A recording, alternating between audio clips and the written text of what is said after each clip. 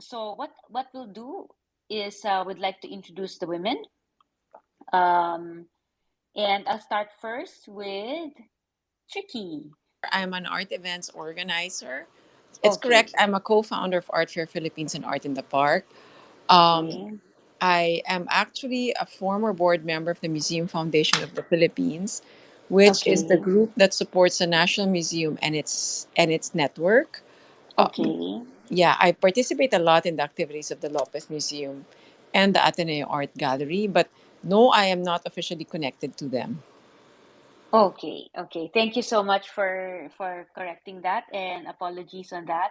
So, Tricky is really known for her dedication to in promoting Filipino art and culture, and she's been recognized for her contributions in the art world. Especially, now it's very difficult if you want to join Art Fair Philippines, it's kind of not so easy to get in, no? So that it has built a lot of following, in the number of years. I think it's a 10th year this year, right, Tricky? Yes, it is. That's Yeah, correct. so that's a momentous celebration. So welcome, Tricky. Hi, everyone. Okay, thank you. Thanks, Tricky. Um, Kat, would you like to introduce Jory? Yep, sure. So, Jory's here now. Yay. Okay. So, um, Jory is currently the gallery manager of Meatspace Web3 Art Gallery. So, Meatspace Web3 Art Gallery is, if not one of the first Web3 powered art galleries here in the Philippines. She recently had her first. Oh, it's not a. I'm not sure if it's your first uh, solo exhibit in the Meet Space, but it's called The Journey of Messy Memories. So just a lot of amazing artworks featuring a lot of pop culture icons that is reflected that is reflecting of her art style. Um, yeah, so Jori is also, I think, the co-founder of Meatspace as well. And she is also an instrumental contributor in the creation of the existential voyage. So if you've been to the Meatspace Art Gallery recently, you should have seen this really, really big artwork on their big wall that measures 75 by 40 feet.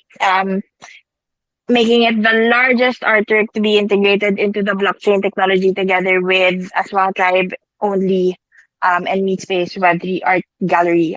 She is a very forward thinker, even within the NFT scene. She always looks to push the boundaries of crypto art and a trailblazer in her own right. We're very, very lucky to have you join us here tonight, ladies and gentlemen. Jory. Hello, everyone. Good evening. Hello. Hey, Hi, Jory. Jari. Yes, hello. Okay. So, Hi. Okay, welcome. I'm kind of Hi. nervous being included on this lineup with such uh, strong women, composing of strong women. I'm very flattered to be here. Thank you so much for inviting me. No, thank you. Thank you for coming. Thank you for coming and joining us tonight. So definitely you fit right in. And we just had Georgia. She had a little bit of time trying to connect, but she's here with us. So Karen, would you like to introduce Georgia? Yes. So let's all welcome Miss Georgia Rocha-Chu. She's the director of Galleria Paloma, a business venture she shares with her sisters. The youngest of the three, Georgia and her sisters all take their passion for art and NFTs, inspired by their parents. The artist is the father Charlie and art dealer Minda. She's also an entrepreneur in the food industry where she runs the successful stores of Snakalubong, and she's also a former UAAP courtside reporter for De La Salle University and a future member of the board of directors of the government-owned People's Television Network Incorporated and the Intercontinental Broadcasting Corporation. As a mother of three, Georgia understands the importance of incorporating art into the formative years of children, specifically the intertwining of art and technology in the form of NFTs. Art is a passion that runs in the family, and through Galleria Paloma, Georgia and her sisters aim to create a safe and welcoming space for people to learn more about and to appreciate NFT and crypto art. Let's all welcome Georgia. Welcome. Hi, thank you so much for having me. Thank you so much for that introduction. But I'm not part of the People's Television Oh, government-owned broadcasting thing. I don't know where that pops up. I think it's somewhere in Google somewhere, but that's not okay. All me. right. But I'm Okay. definitely, yes, in the art industry with my sisters and the Okay. food business. And also, yes, I was a former courtside reporter, but I'm happily representing Galleria Paloma tonight here. So thank you so much for having me here with this great panel of women. Okay, yeah, thank you. Thank you so much. So, a little bit of Georgia, because when we posted your posters, someone we thought, he might be a friend. He said, "Oh, he added more things about you, so we thought to add it." Sorry that Oh, wow. it's not all. Yeah, he said that Okay, but he's it's a all right. courtside reporter, etc. So, yeah, sorry about that. But is That's that all right? right. You're a courtside reporter? I was, yes, that's how I Okay. started since I was a courtside reporter in college till my early 20s. Okay. And then also Yeah. naman tricky, what we did was that I think our team researched and part of the research they used chat GPT. So I guess it wasn't all correct, no? So that's how we can see how technology sometimes is not the best way forward in terms of, human beings are still probably the best way in terms of, many things such as in composing things and writing and fact checking. So thank you for that. Thank you for all your patience now on that. Okay, so I'd like to welcome our three women.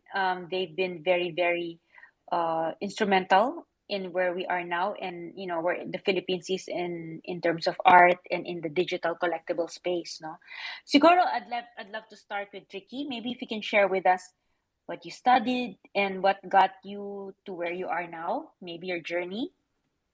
Okay, that's like raking up ancient history.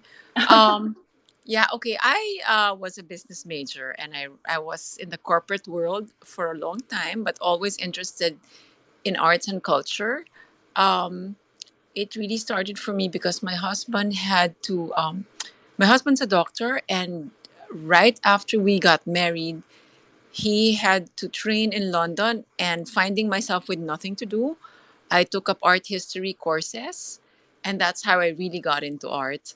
And so coming back to the Philippines, I knew I somehow could had to get involved in the arts and culture scene, and that's when I joined the Museum Foundation of the Philippines, got elected somehow to the board, and I had to raise money because at that time the foundation had nothing. So because I was involved with the Salcedo Saturday Market, I was one of those who conceptualized the Saturday Market for where I live, which is Bel Air. I thought kill two birds with one stone. There was one year we had to celebrate the second anniversary of the Salcedo Saturday Market. And thinking of what to do, we said, okay, we'll do an event that I like, that we like. My co-founder in this is Lisa Periquet. No? We both conceptualized the Salcedo Saturday Market with the rest of members of the Bel Air community.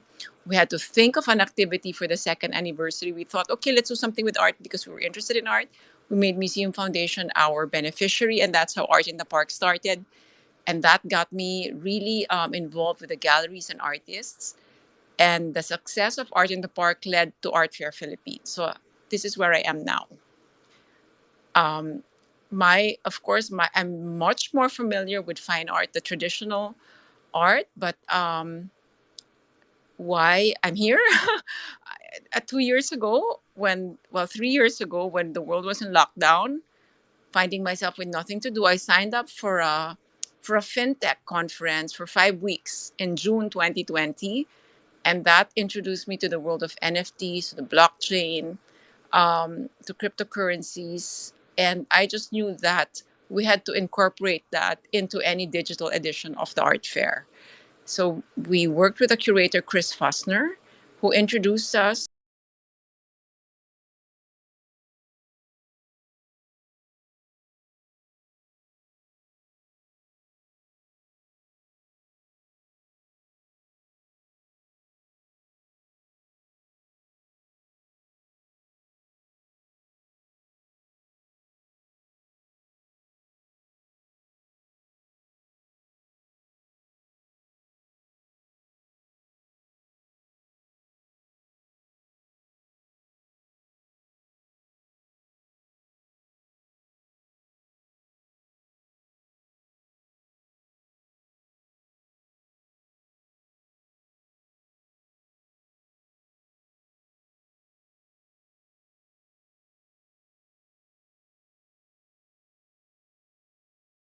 to the guys of Nara Gallery, the Metaverse, Decentraland, and then that's how it exploded.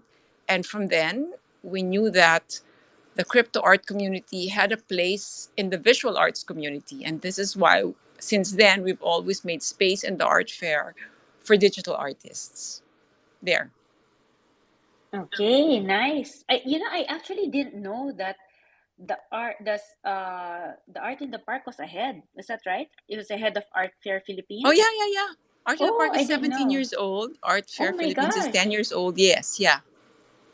Oh, okay. So what was not? Why did you start Art Fair Philippines? What did you want to give that people couldn't get at Art in the Park? Art in the Park is very casual. It's one day in the Mm-mm. park. It's as for those who've been, we set up a tents in the park, so it's a day in the park. Um, when we set up Art Fair Philippines, the first edition was in 2013. Maybe in 2010, a lot of art fairs started opening up in Asia, the biggest being Art Stage Singapore at that time and Art Hong Kong. A lot of there were several Filipino artists featured there, but if you ask the average Filipino, they wouldn't know who these artists are, no matter how much they were making waves in other countries. So it was actually the galleries who approached us and said, why not make a proper art fair? Something with curated spaces, something that would really showcase the gallery scene and the art scene here in the country. And that's what we did. So it's always been our goal to widen the audience for contemporary art. And in the past few years, contemporary art has included digital art, which is why, as I said, it will always. In fact, this year we launched AFP Digital with Crypto Art PH, and so there. This is why, for us, I mean, the crypto art community is part of the visual arts community as well. Okay. That's very interesting, no? I didn't know that that's the background story pala. So I think I'm sure most of our listeners today also didn't know that. So very interesting tidbit that I didn't know that Art in the Park is 17 years na pala. No? So thank you for giving us an insight into that. So lots of interesting things to talk about. Um I'd like to ask Jory, how about yourself? Maybe share with us your journey because I know Jory is an artist also and I've seen her work. Let us know where how you and then for us also I really appreciated it because one time I wanted to bring a group of my friends to learn and to be exposed to NFTs and I asked Jory if we could use the Meatspace gallery and she kindly agreed and so I invited Titik Poetry to perform for the group of friends of mine and she allowed us to have our lunch upstairs. So I had it catered, and we had a beautiful, nice lunch amidst all the digital frames, that were playing. So my friends were all, very impressed, no, and it's a beautiful experience. So Johnny, please share with us your journey, how you started, and why you are where you are now. Yeah, hello, good evening, everyone.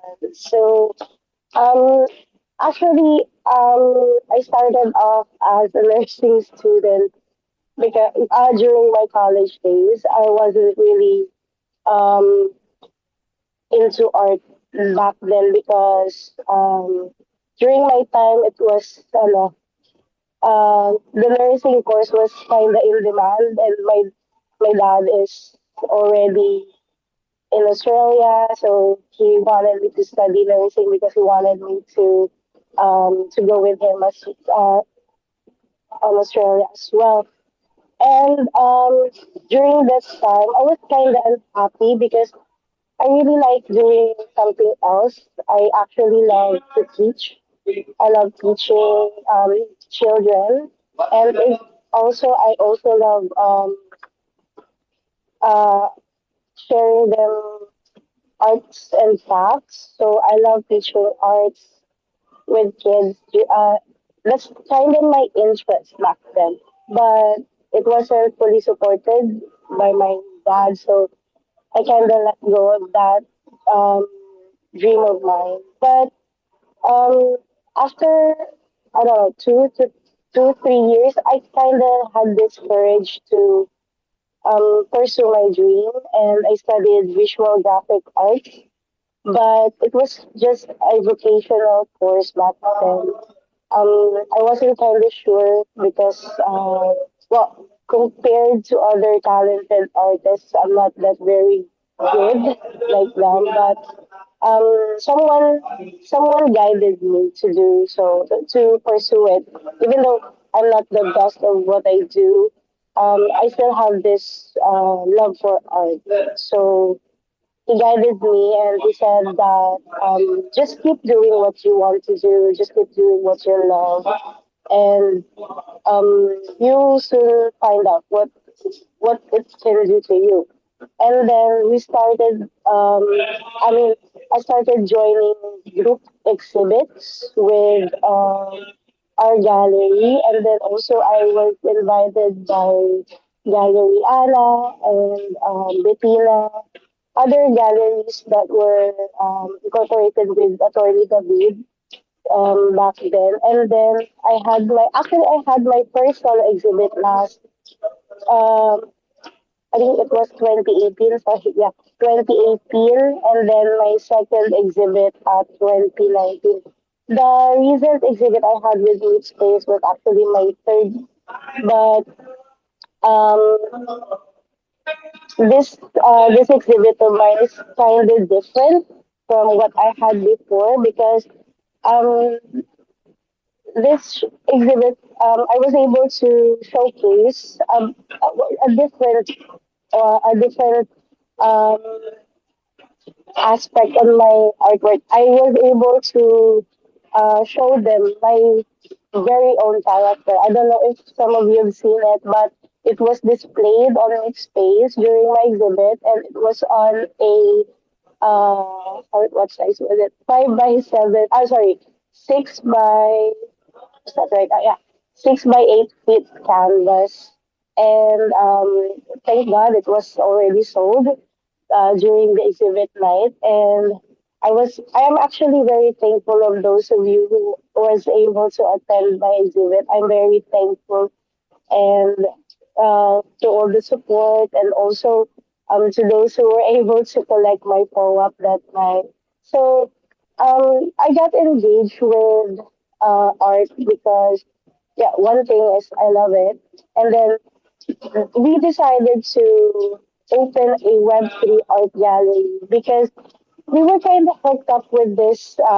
Actually, it started off with trading. Yeah.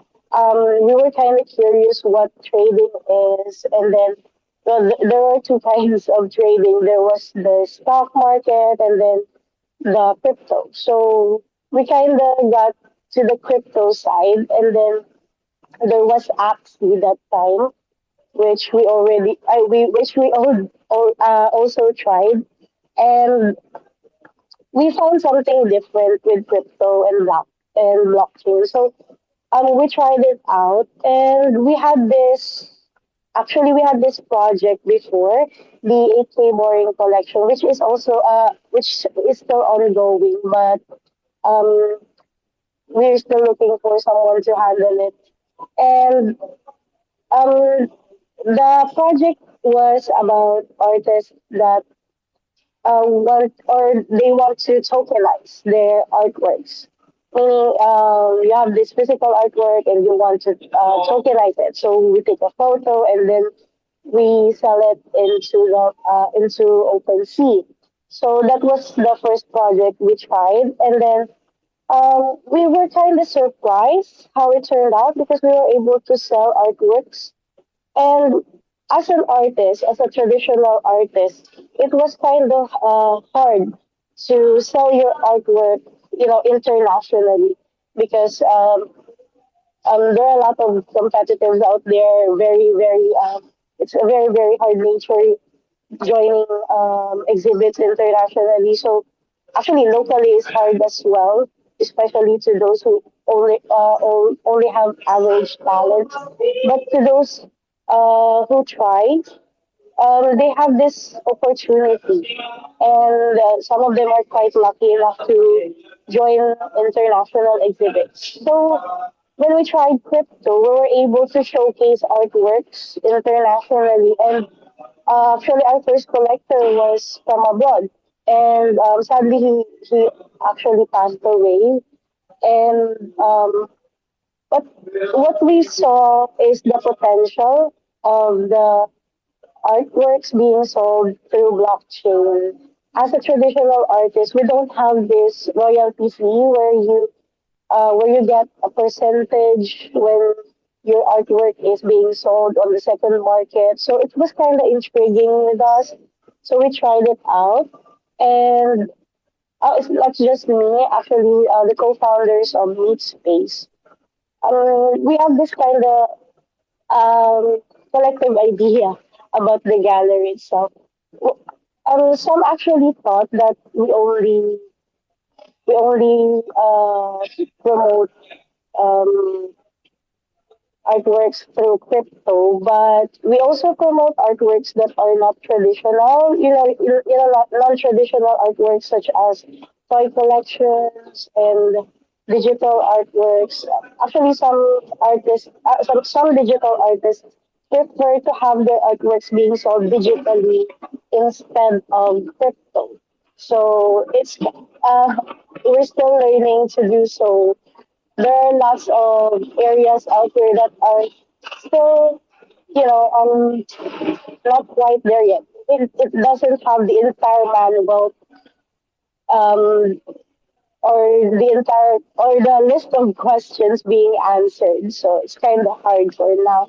But thank God we have here Gallery Paloma and the other communities that support the crypto, and um, having them work with us side by side, teaching other people how to use crypto, how to know about blockchain. It's a big thing. So yeah, that's it. Thank you. Okay, thank you so much, Jory. I didn't know that you're a nurse pala when you started, no? So it's amazing where you are now. So thank you, Jory. Georgia, would love to hear your story also, how you started and where you and where you are now. Yes, thanks for having me here. I feel like the credit really goes to the family that I have. My mom was owned a gallery when I was still a kid, even before I was born. She already had one, and so when we were growing up, we would hang out in her gallery in Pasay Road, or she would take us with her to visit other artists or other art dealers. And so that was what my sisters and I were really exposed to at a very young age. Like I still even every time I enter a gallery and I can smell the oil, it reminds me of those times when we used to hang out with my mom for hours in all these galleries that she would take us to. And also watching my dad as a kid, when I was a kid, when he was making his sculpture. I mean, that was really the exposure that we had to art. And growing up, I kind of veered away from it for a while because I guess I just wanted to go off on my own, and I was really very much into sports. So I did that for a while, and I also went into the food business. And then, but with my sisters, because my sister Mia had a gallery of her own back in the 90s, late 90s till early 2000s. Um, I would also hang out in her gallery. And then when we all had graduated from college and my dad went full time into becoming an artist again, um, we all joined forces to help my dad with his career. And then when around, I mean, all those years, I've always been kind of helping my sisters and my mom through uh, however they need help in, for example, in catering for their galleries, exhibitions, their openings, and things like that. But it was really just last year when I talked to my sisters and we all agreed that it's time for us to really put our um, efforts together and do something together and work together, because previous to that we didn't really, all three of us, work together very well. Like, we would have a lot of arguments and that was just detrimental to the business. But then last year it was like, I think we're mature enough, and I think it's the best time for us to get together and work together in Galleria Palloma. So that's what we did, and it's just been a great journey with my sisters. We were having a great time, and the NFT art that we're being exposed to, and we're also carrying in our gallery, has really opened a lot of doors for the gallery, and it's a very exciting time for us. So that's just a small background of how I became part of Galleria Paloma, but really my whole family has been in the art business for a very long time. I would say I just kind of I just had a time when I just wanted to do my own thing. That's why in my CV, when you introduced me, it's kind of like funny to hear the whole like UAAP sportscaster thing, because it's kind of like, I don't know how it comes into play in this whole art scenario, but it's proving to be that kind of experience is also proving to be very helpful in this business. So for Twitter spaces like this, for example, or speaking in front of a crowd of people about art, that kind of training in sports broadcasting is also very handy. So yeah, so that's how things came about for me, and it's very exciting. And I'm glad that we're here talking about NFT art now and where it is now here in the Philippines. Okay. Thank you, Georgia. So parang it's like a full circle for you, no? Parang you started out with art and you tried many things and now you're back in art. So that's really nice to see. And actually it's good that you alluded, because one of my other questions was how is it like to work with sisters, no? Because I also have a sister. Yeah. Well, it has its challenges and advantages for sure. I feel like we do get along with a lot of things, and also we also have disagreements at the same time. But our common goal is common among us three. The passion is there, and we do see the same. It's like we're looking towards the same way, but maybe we just have different styles, and in a way it makes things a lot more interesting for our gallery, with how we approach um, different things that have to do with the business. So yeah, it's we argue a lot. I think some people have been witness to that also, when we kind of get into hot debates. But um, at the end of the day, we are sisters, and we have gone through so much together, and we're very close. So this is just another thing for us to talk about every day. I mean, we talk every day about other things, and then there's just this other business that we're into that also adds to that, and it's very fun, actually. Overall, it's generally a good thing. But syempre, when there are times now we get into each other's nerves, which is normal for siblings, it does get heated. But at the end of the day, we're sisters, and we've learned to get along. Okay, yeah. So the same, me and my sister also. So I know where you're coming from. Sometimes you have arguments, but then, you do really have the best best interest at heart. But sometimes to get there, you can have some discussions and arguments, but that's really healthy. So thanks for sharing that.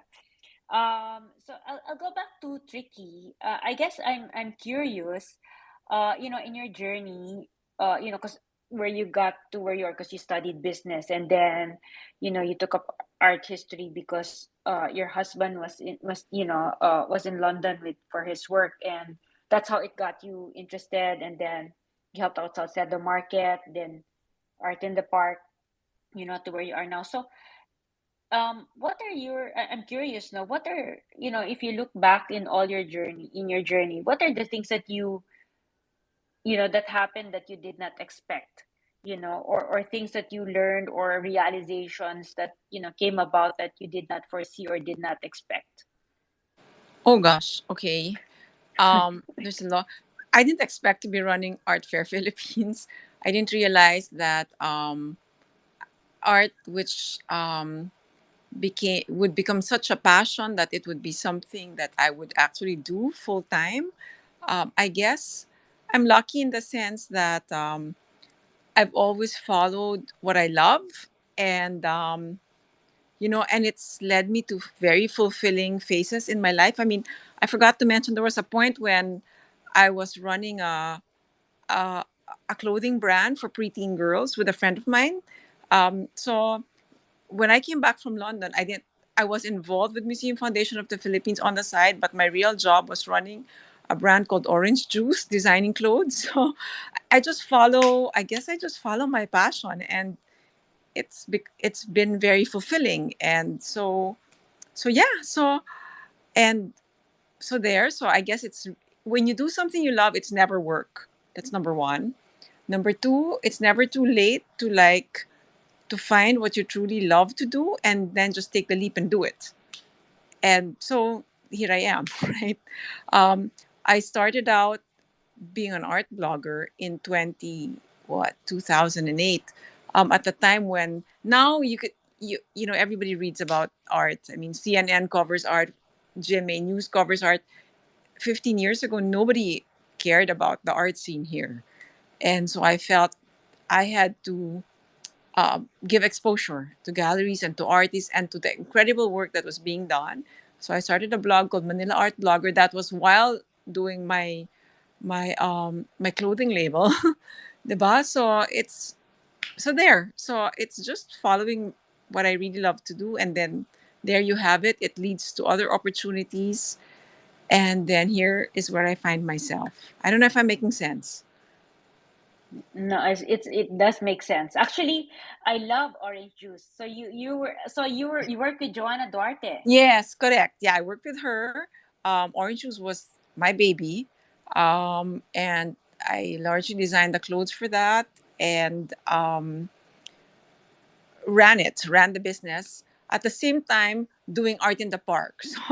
So yeah. So in fact, I kind of combined two birds with one stone. We had about At the height of it, we had about 6 branches, I think, and there was always a gallery nearby. So when I go visit a store, finish the work there, I drop by a gallery, look at the art there.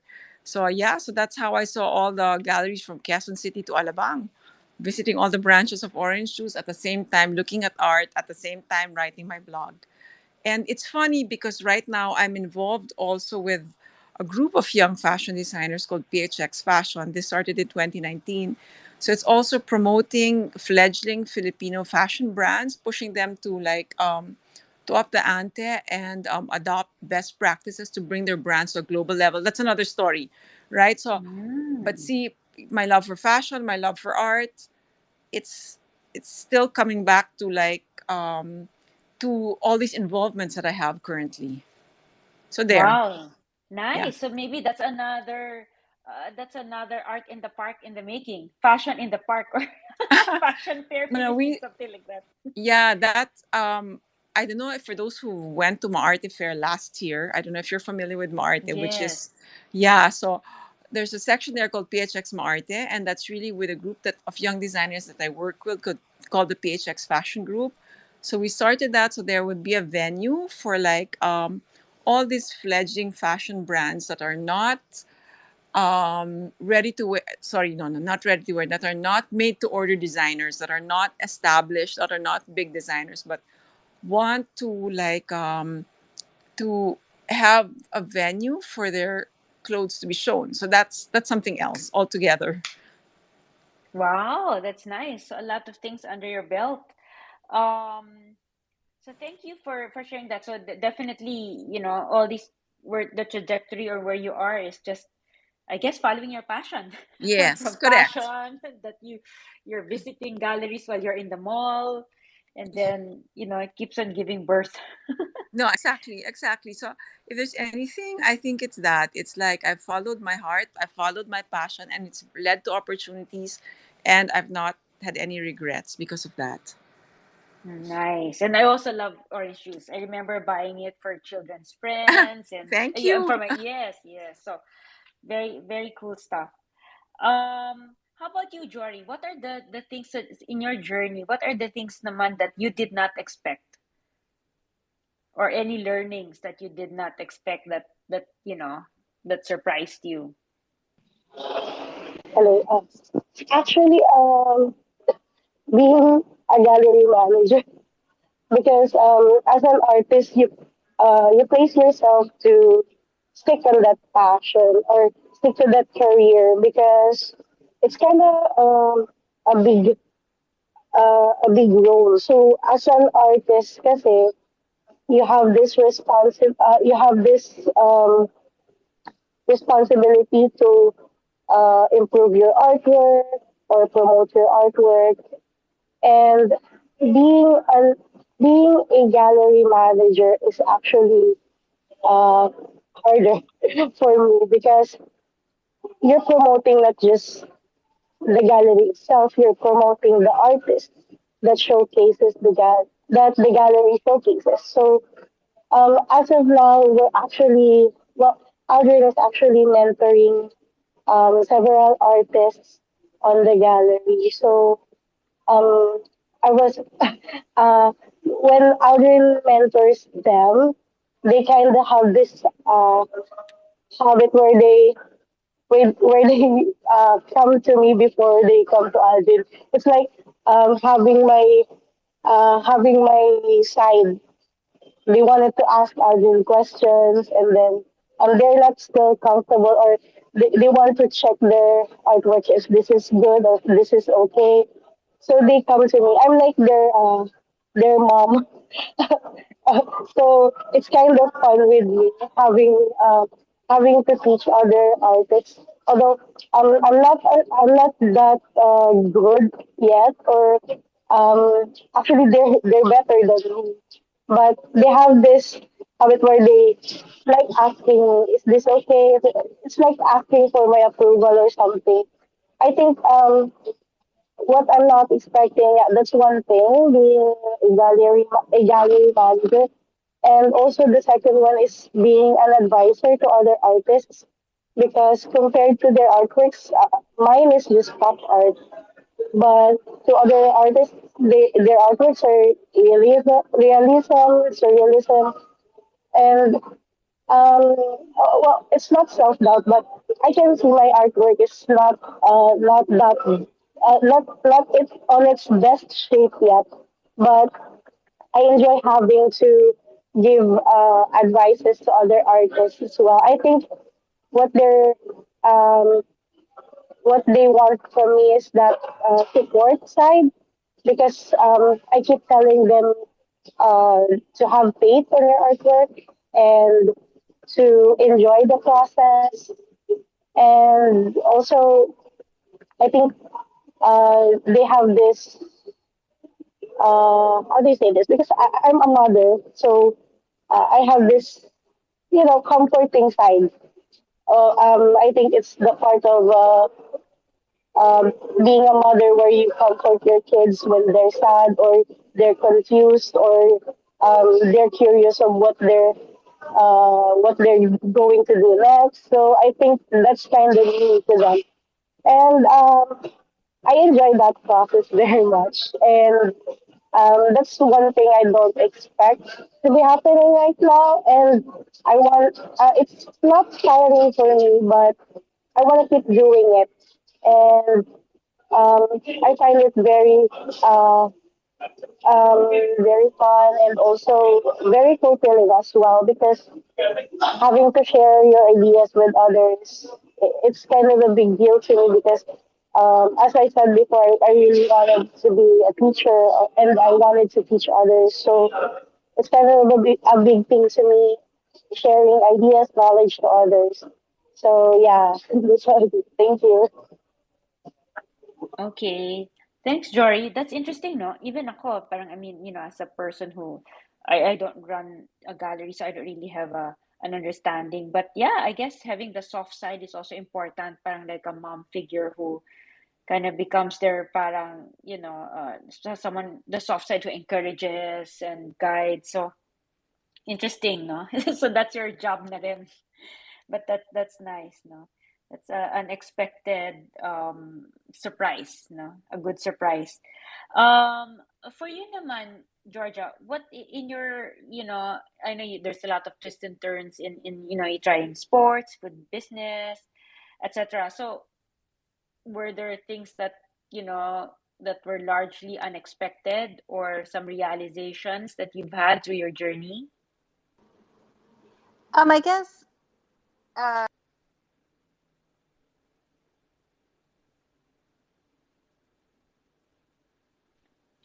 Hello, Georgia. I think we lost. Can you hear us? Hello? Baka she got disconnected. Baka, sige, we'll get back to Georgia. I think maybe she got disconnected. Oh, there. Georgia, can you hear us? I think she got disconnected again. Hello, Georgia. Hello, Georgia. I think she probably got disconnected. Can you hear us now, Georgia? Okay. Siguro we'll get back to Georgia. In the meantime, Kat, can you hear me? Yeah, yeah. Okay, cool. Kasi I'm getting praning na. Baka no one can hear me. Baka it's my internet that's a problem. Okay, so it's 10. So we just like to do refresh the space and I'd like to ask Kat to tell a little bit more about our fun art right now that's available for anyone for everyone. Larry Alcala. Kat, you want to talk a little bit about Larry Alcala? Yeah, sure. So just to refresh the space, hello everybody. Welcome to celebrating Women's Month space with our NFT galleries here in the Philippines. So we have Miss Trickie, Lopa, Miss Georgia, um, Rocha-Chu from Galleria Paloma, and Miss Jori from Meatspace. I'd like to take this time to thank each and every one of you for really embracing the new technology that is Web3 and providing a lot of opportunities for artists to be able to showcase their very talented selves in all of the platforms that you are making it available for us. So I've seen a lot of my friends work at ArtFair Philippines and Art in the Park, and I'm really, really proud to see how they're thriving in the space with the help of the exposure that you provide them, and also the artists that I handle with Filipinas NFT. Galleria Paloma and Meatspace Gallery has been very, very generous with showcasing the works of our artists as well during past Web3 events last year. And so we're very, very thankful for all of your efforts in bringing more people into the Web3 space, and giving more opportunities for our artists to elevate their craft and explore more technologies that are emerging as we go along. So going back, I think it's time for me to talk about Larry. So Larry Alcala, we have an NFT. I'm sorry kung medyo naririnig niyo. I have a lot of puppies at the moment here in my room, and they have decided tonight to be very makulit because they just ate. So I don't know if you can hear them, but they're being very magulo. Anyway, so Larry Alcala is our NFT projects at ScarletBox at the moment. So we together with Gcash, we are very very happy to work with Gcash and G Crypto. And its vision of bridging the generations through arts and culture. So we've partnered with Gcash and G Crypto right now for the public sale of our Larry Alcala Slice of Life. So I'm sure medyo madidate yun. Madidate tayo because a lot of us, I'm sure, have experienced the slice of life comics from years back. It's something that we've really looked forward to every Sunday. Looking at it in the Sunday Weekend magazine of Daily Express. So I know I remember as a child, I would be very excited to look for Larry in his amazing barangay cartoons, and it was a very nice family experience with me and my mom because of course as a child I would ask for help in finding Larry during those times, and it's just a very robust and very relatable scenes from the Sunday Church, typical Manila City, your magtataho, yung mga nasa barangay na kumakain sa sari-sari store, etc., etc.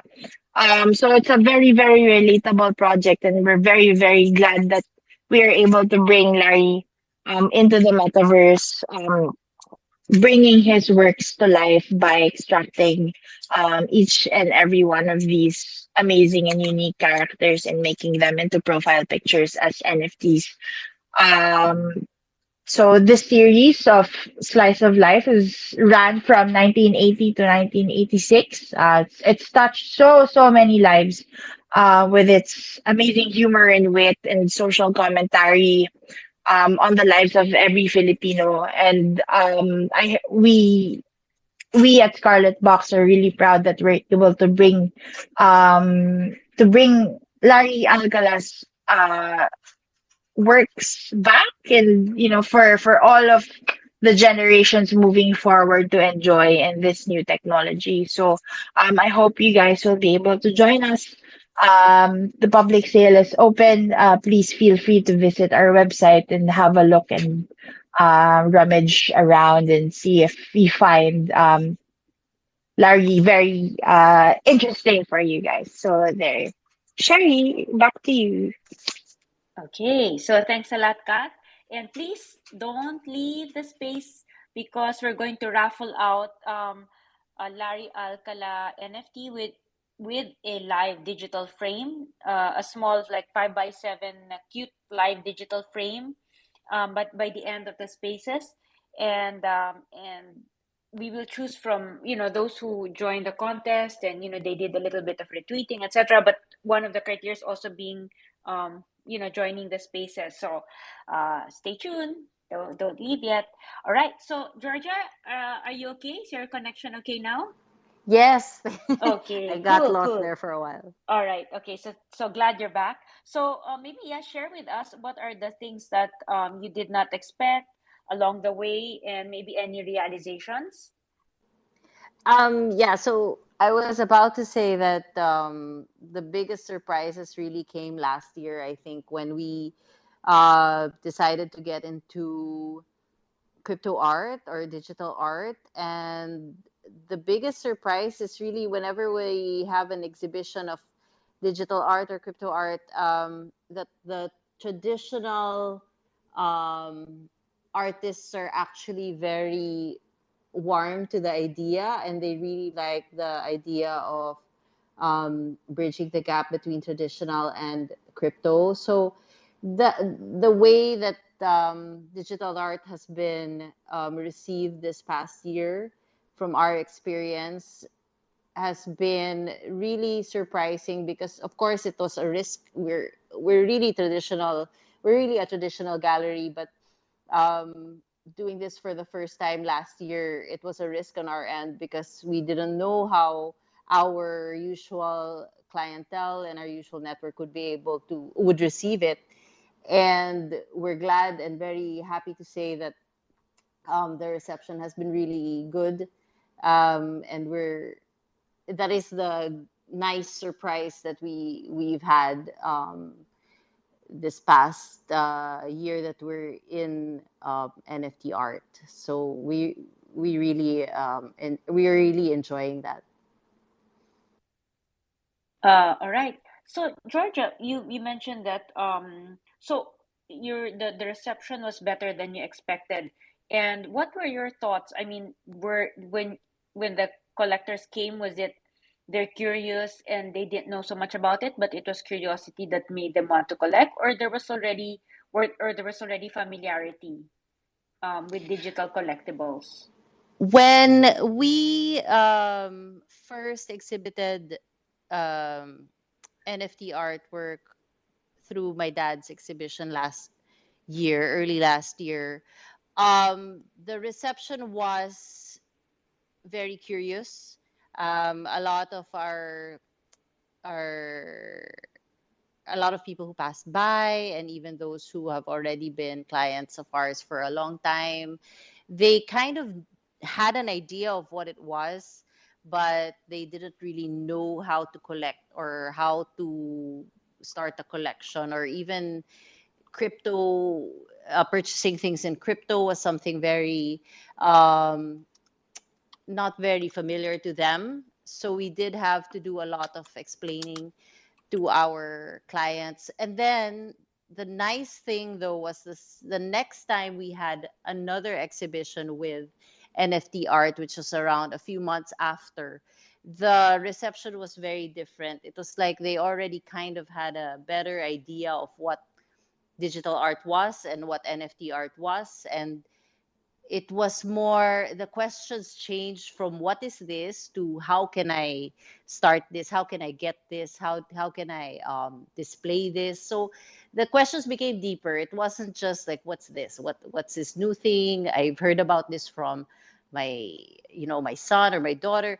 It became more like the questions were different, and not just in the curious level but more deeper in understanding. And then so yeah, so that's that the jump from curiosity to a deeper understanding is really surprising. So we really like that kind of reception. And by the time we came along with the fully digital exhibition, our one of one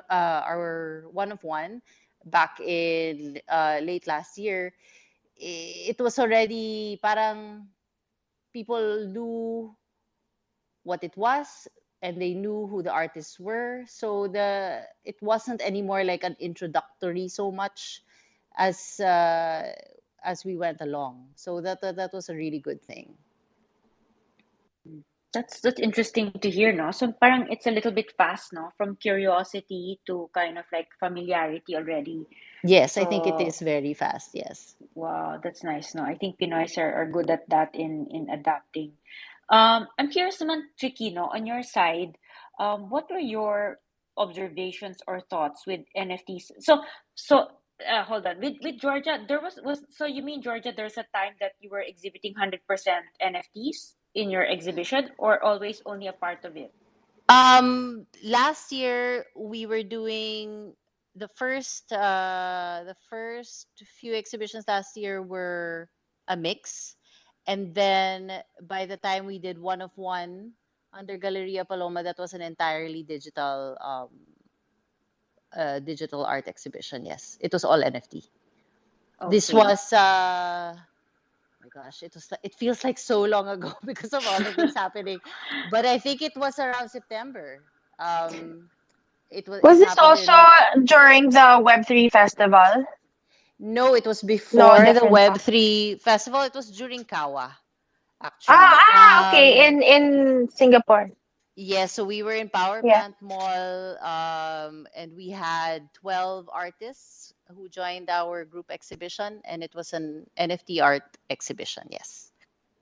Okay, nice.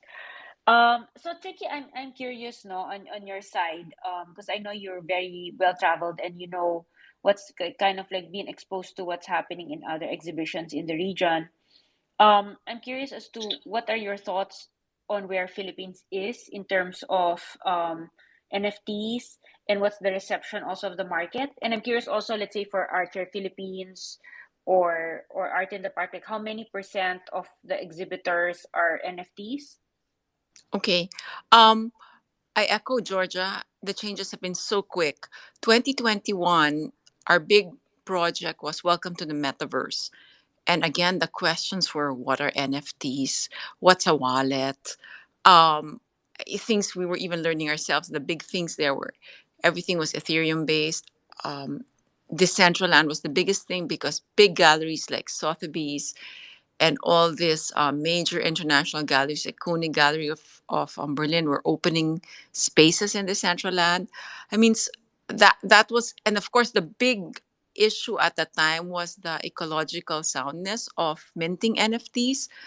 That doesn't seem to be part of the questions anymore today, right? I mean, that's kind of like been overcome. Those issues have been overcome. What I'm finding now is that, okay, for instance, when we did that, we worked again with curator Chris Fostner. Largely, our speakers at the time, we had a whole rote of speakers. This was hard lockdown, so we had 12 days of art fair. I think 10 days of art fair Philippines, and every day there was a talk on crypto art and NFTs, and our speakers were largely from institutions overseas. In fact, if you talk to the major art publications, for instance, Art Review, they recognize that Art Fair Philippines was one of the first fairs that incorporated NFTs into their programming. It was just timing for us because ours is March. It was March 2021. People exploded in February 2021. So, wow, parang the timing was so great, right?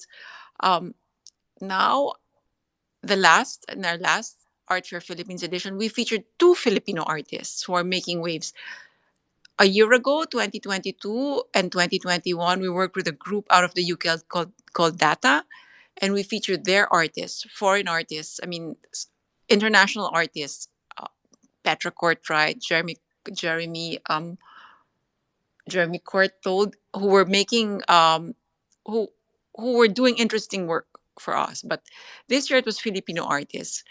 And we even worked with Titik Poetry for Art in the Park. So it's just amazing how the local community has embraced, is very vibrant. It has you can tell they really are artists rather than speculators. That was what it felt like in 2021. So yeah, so in terms of the local art scene, it's not a lot. I think we had Galleria Paloma in the last art fair. We had a booth by Crypto Art PH, and we had two special exhibits, one by Sky Nicolas and Martin Dussel. So four booths out of 60.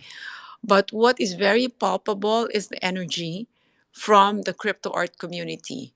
That is very exciting. And you can imagine that this will only grow as probably as time goes by. So that's for the local community. International wise, every art fair now has a digital section, whether it's Freeze, which is the art fair that originated out of London, but also launched an edition in Seoul in August last year, and they had a huge section on digital art. Art Basel, which is the biggest art fair in the world, launched their Paris edition in October, and Tesos had a whole section also, plus a whole talks program. So, and then recently, Singapore in January, an art fair called Sea Focus, which mainly focuses on the art scene of Southeast Asia. Again, they partnered up with Tesos, and it was a wonderful section featuring Bjorn Calleja from the Philippines. So that was wonderful. That was great. And, very proud if you're Pinoy and you go there and you see his great work that was being shown. So it's almost normal already to have crypto art, digital art as part of the presentations of all these big art fairs.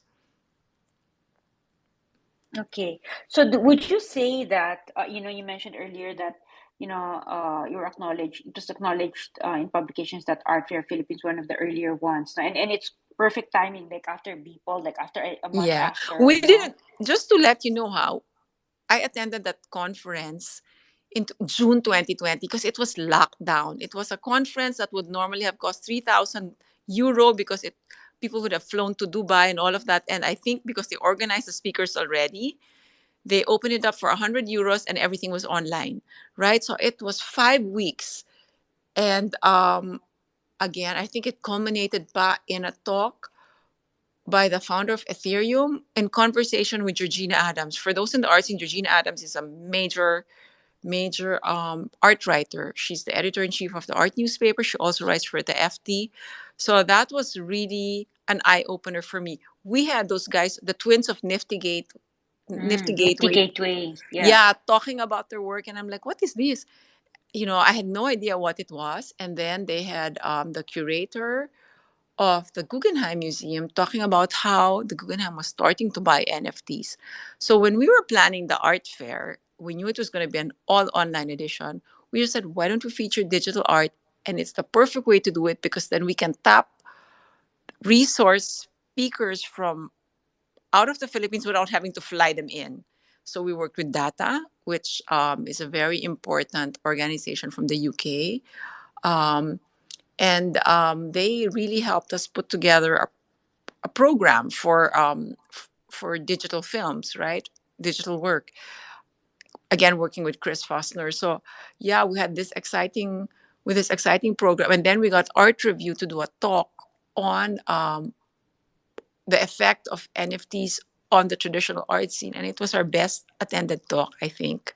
And we had, it was 6 in the afternoon here, which was 12 noon in Europe, 6 in the morning in New York, and it was like super well attended. So, so yeah, so um, the art fair scene, I suppose, the organizers of the art fair in the art fairs in the region really acknowledged that we were one of the first. So, I guess my point is, we started planning this in June. We didn't anticipate Beatles $69 million sale in Mm-hmm. Feb. So when Yeah. Beeple happened, we were already planning a fair in NFTs. Okay, the only difference was that those Nifty Gateway guys were supposed to be part of Art Fair Philippines, but when Beeple exploded, they said, "I'm so sorry, we're so busy, we can't do anything for Art Fair Philippines anymore." So that's it. They made us laglag. But yeah, Mm. it Wow. was So good timing on our part, right? yeah, Yeah, perfect timing. yeah. Perfect. So would you say that like Art Basel and there's a lot maybe a bigger section for NFTs, etc. But would you say that Philippines compared to other Southeast Asian countries were ahead in this space in NFT art? I'm not Let's say sure for compared to I'm not sure for a Indonesia, Malaysia, etc. I'm not sure for ahead. Um, I guess what I'm saying is there is a vibrant community here, Mm-hmm. and there seems to be vibrant communities also in other countries, and it's just accepted already that they're part of the visual arts community. So you can't exclude digital artists when you're planning something like an art fair. It's They're part of the equation already. Mm, nice. Okay. Because for me, when I went to Art SG and because I was very curious about how how the NFT would be shown. To be honest, I was expecting more and then that's when I realized, oh my gosh, the Pinoys are so good. Yeah, Now in you know terms what? of the NFT art Although compared to you know what what, I those are saw. big. Yeah. Those are the section in Art SGR. One of the big players in the world, Unit London, for instance. Um, they featured a Chinese artist, but she's quite, I suppose, well collected in the world. And then there's this gallery from Berlin, Nigel Draxler, who featured Kenny Schachter. I mean, what I'm saying is it's really already a crossover between respected names in the traditional art scene working digitally. So the art that's being shown is at par. Is that the correct word? I'm not sure. It's considered um, already uh, part of, in other words, it's good work. Whether you're thinking about it as traditional art or as digital art, it's good art, period. And to be honest, a lot of the early crypto art pieces that I saw were exciting as digital work, but as art, I- you know, they're Mm. obviously not, I wouldn't consider them good art. But the work that's being done now, Mm-hmm. whether it's digital or not, it's good art. Works by Mark and Sky, wonderful Mm-hmm. work. You know, Yeah, yeah. So I've seen, yeah, it's nice to see the evolution also, no. I remember in art SG there were some like art that just like waves and like feeling ko parang machine lang yung waves ganun, but you know now parang seeing a lot at the dynamism of the Filipino artists in the NFT scene, it's really amazing, no. So yeah, that's good to see that the quality has also been elevated. Um for you, Jory, how many, what were your, let's say, how did the market respond to NFT art, and how many percent of your gallery is NFT? Is it half or more than half? Hello, Jory, can you hear us? Sherry, I think Jory had to step out for a while. Ah, She'll come okay. back in a while. Meron Oh, lang, sige. something came up daw. Okay, no worries, no worries. Okay, so actually it's already 10:25 and I don't want to keep you all for long, no. I'd like to maybe ask the ladies before we wrap up. Um Maybe two things. What's something that, you know, what's something, well, what, let's say, for people who want to collect, digital art, what are the things to look for? And also in what you've seen, maybe kind of can help guide some of our, maybe our listeners here that are first time collectors, and maybe second is also share with us anything you'd like to promote, or any event or anything you'd like to for us to know or to attend, if you have any, any event or any engagements. Please share with us as well. um Tricky, you wanna go ahead? well, I'm happy my two big events are done. Just want to say thank you for all the support. I can breathe and relax now a little bit because we're starting to plan the next one in the next few weeks. But thank you so much for that. What to look for? You know, as I said, art is art already for me, the way I look at it. So the advice I would give is the same I would give to anybody who wants to buy a painting or a sculpture. Try to learn more about the artist. Try to see, they have to be about something, whether they work digitally or not. What are they about? What are they trying to say? Right? That's the most important thing for me. I mean, they have to be, they have to know what they're trying to say. They have to be about something. I'm sorry, I'm repeating myself. That's really how I look at art. What are they about? What are they trying to say? Does it touch you? Look with your eyes, not with your ears. Just because a person is hot, an artist is hot, doesn't mean it's necessarily good work. And consult the experts. You know, I mean, luckily for Crypto Art PH, you have guys that are both really good artists at the same time, so comfortable working with the medium. I mean, Jopet, Bjorn, those guys, they know what they're about. So when they show something, you can be sure that they're showing quality work. So for me, it's that. It's really that. I Okay, mean, go and I ahead. guess, artists like Sky or Mark who are showing in institutions, in museums, that's a good sign. When an institution is showing an artist, that means that their work is important enough for a museum or an institution to put their name behind it.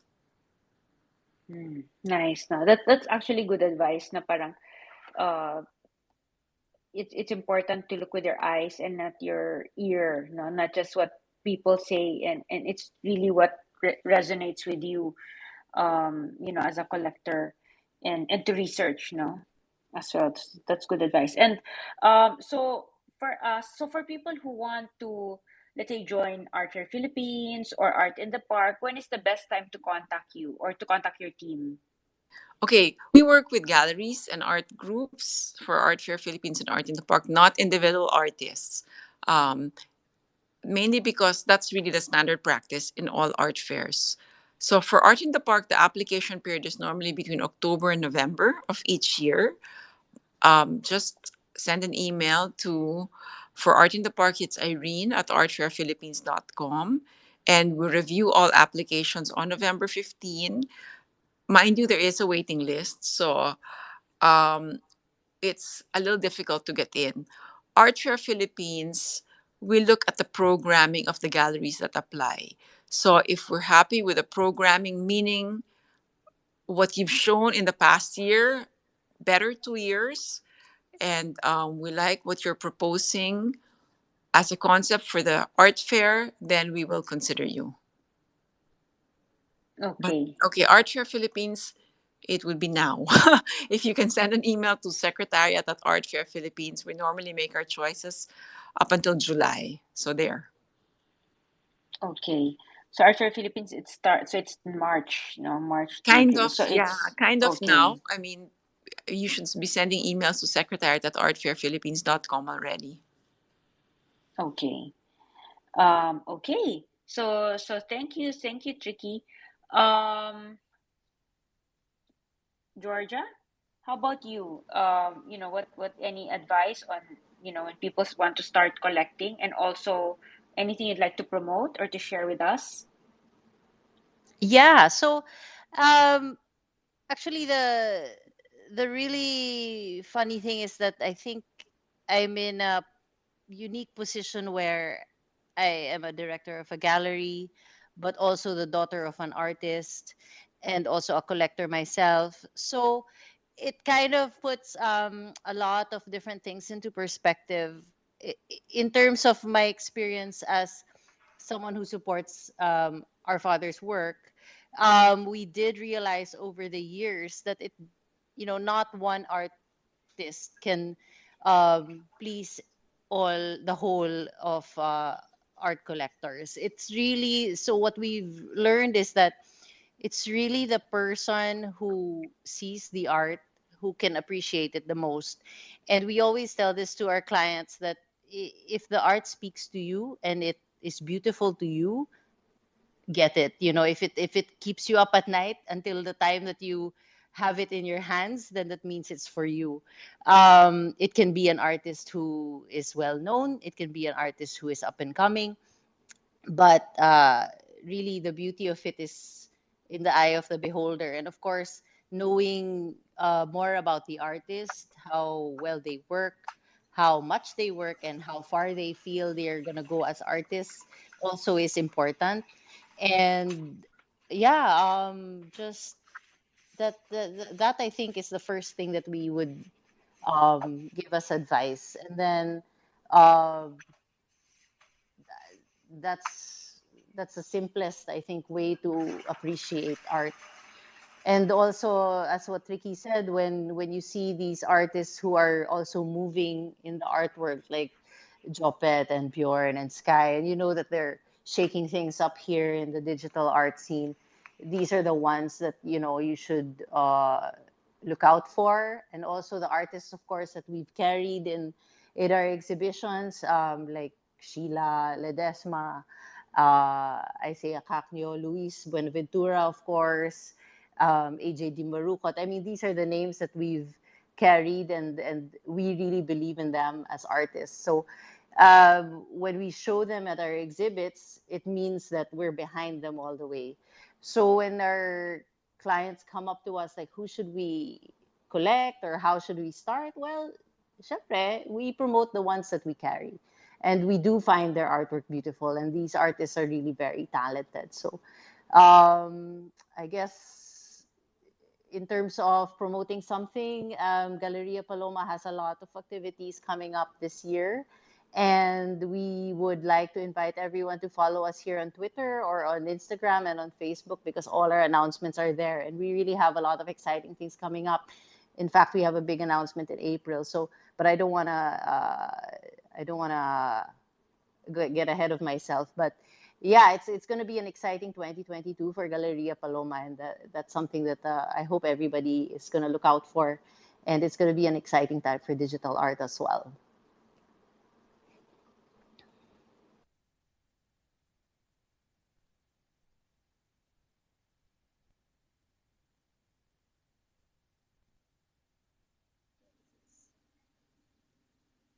Siri, are you there? Thank you, Georgia. Thank you, Georgia, for that. Oh, We I'm have here. a Sorry. there. Sorry. I've been talking, wala palang ano. I'm mute pala. I got It's it. okay. Thanks, Kat. So I saw Isma's question. Is that what you're going to bring up? Yep, yep. Okay, cool. Go for it. So thanks a lot. Sorry for that. I've been chatting and chatting. I'm on mute pala. So thank you, Georgia, for the advice of making sure to research about the artists and their trajectory in their careers, and also everyone watch out for Galleria Paloma's activities from their social media handles. So we have a question from the audience from Isma, and his question relates with how do you think the rise of AI will affect art in the contemporary scene in the Philippines. If what do you think about that?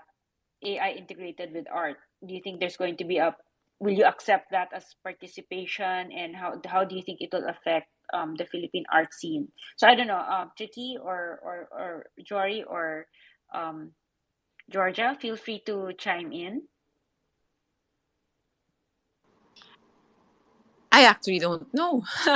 um, I we can't ignore it. It's there, right? And I think it will be integrated in some artists' works. It's impossible that it won't, right? So it's exciting to see where this will go.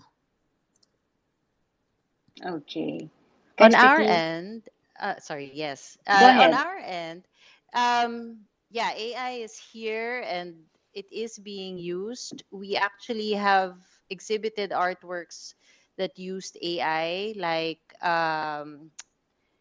from AJ Di Marukot and Winlin Tan. They've had AI in their artworks that we displayed in our exhibitions in AFP and also in our one of one last year.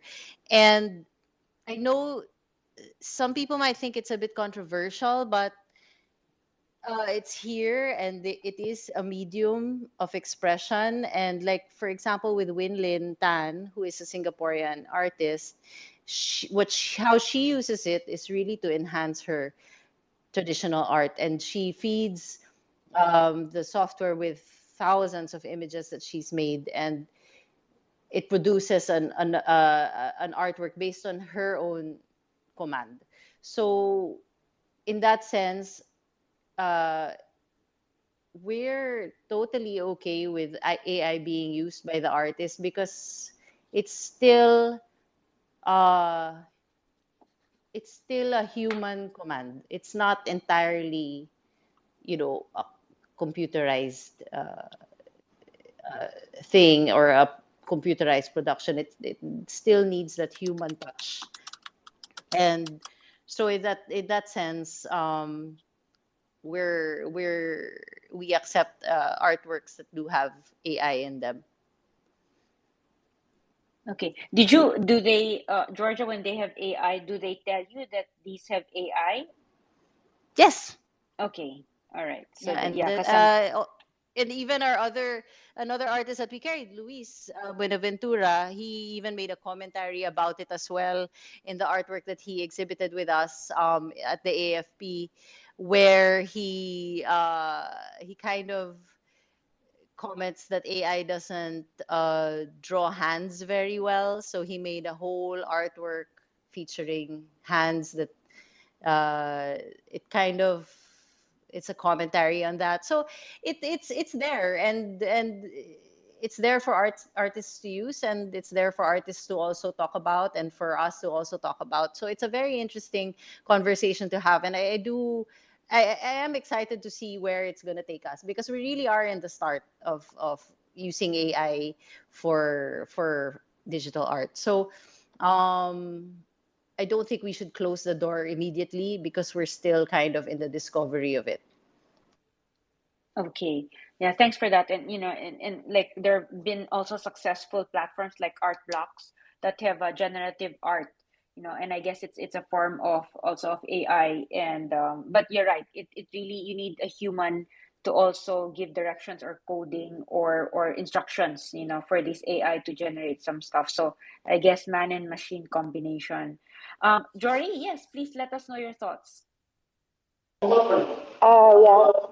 Actually, I agree with Miss Georgia as well because as an artist, I know colleagues of mine who are paying to photo shoot models, especially when um, they're looking for a specific concept or specific study to submit on for their exhibit. And it's kind of a big help to other artists, especially those who are in need of compositions that are quite difficult because you need, yeah, one thing is a model and also elements that are really hard to find.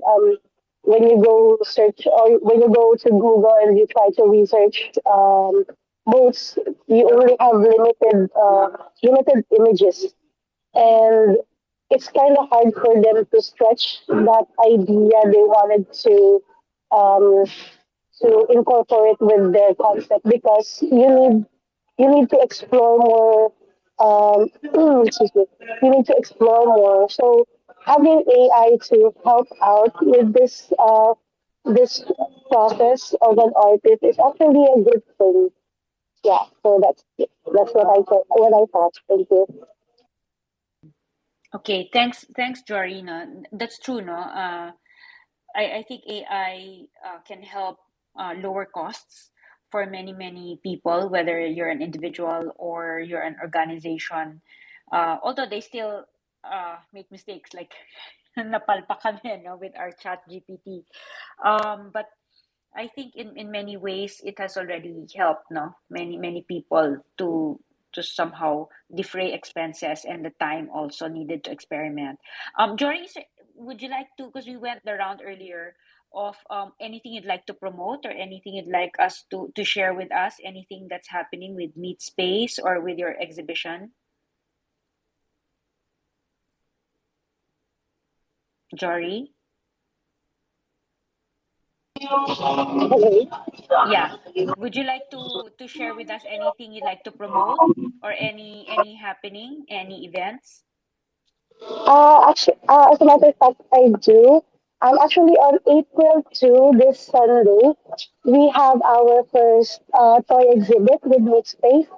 Um, so sorry, I believe there are 12 artists who will be participating on this exhibit. So this is our first exhibit with Meatspace that are only composed of toy artist. So we're kind of excited for this one. So I hope Oh, nice. yeah, and I hope some of you guys are available on Sunday. Especially those of you who are familiar with this space. You can visit the gallery, check out the display, and also we're doing another co-op event on this one. So we're kind of into co-op now because collecting co-op is kind of cool for us because Meatspace will be launching something. If you're attending every show and you're able to collect co-ops from Meatspace, I think there will be a reward or something. I'm so not sure, but the team is actually preparing something regarding that. So yeah. Okay. So everyone, toy, when you said this Sunday, toy, you mean laruan, like toy? Yes, Mystery. So toy Oh, collection. nice. Something similar like what Quix is doing and other, well, I forgot the name, but we actually have an in-house toy artist, James, right? So we invited some of his colleagues as well on the toy collection side. So if you haven't attended toy cons or something like that, uh, they are gathered to one on that day. So we're kind of excited. And there's a special announcement on that day as well. So I hope everyone could attend. Thank you. Okay. Thank you, Jory. And don't forget, guys, this Sunday, toy artists. That'll be nice. So before we wrap up the space, we will announce already the winner. We have our spinning wheel. And our spinning wheel, we will also post it because our team earlier did a spinning wheel to so that it's para hindi luto. There's a spinning wheel that chooses. And the spinning wheel will be posted after this space. And I'd like to invite Karen to read out who the winner of the Dari Alcala NFT. Together with the digital frame, we will be giving that as a prize for tonight. So go ahead, Karen. Okay, so thanks again to everyone for listening in and staying all the way.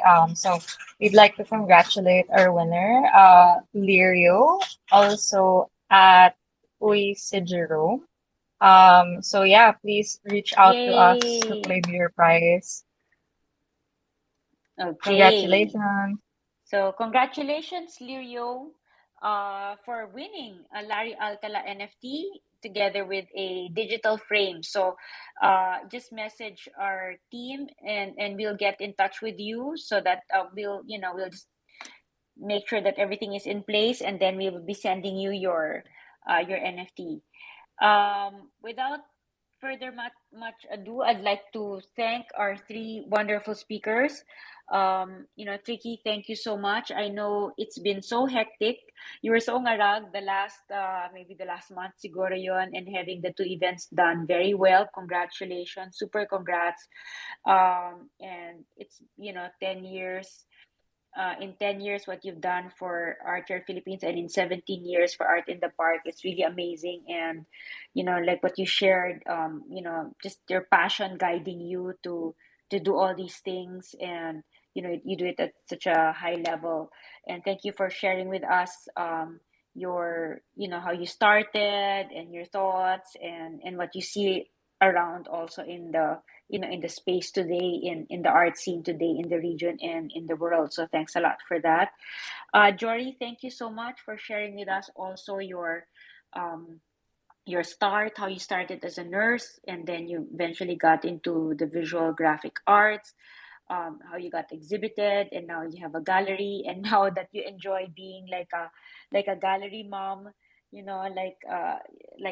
someone who is the softer side who encourages the artist, gives advice, and it happens to be a role that you didn't expect that you enjoyed, and also thank you, Georgia, for also sharing with us your different paths, that you started with art and then you tried out different paths and now you're back to art, and how the working with your sisters and being exposed to your dad and your mom has really helped you have a better understanding. Thank you for giving us your insights on NFTs, and how sharing with us how from your observation it was very fast, diba? From for people to adapt, from being new to it to kind of embracing it. And and the three of you also mentioned that digital collectibles and digital art is here to stay, and it's going to and the level, the quality of art being displayed and the importance that people give to it is almost, sometimes it's already rivaling real art. And of course it's going to I think become more and more important as time goes by, uh, when people are understand technology more and see that with digital collectibles you can preserve the art for longer.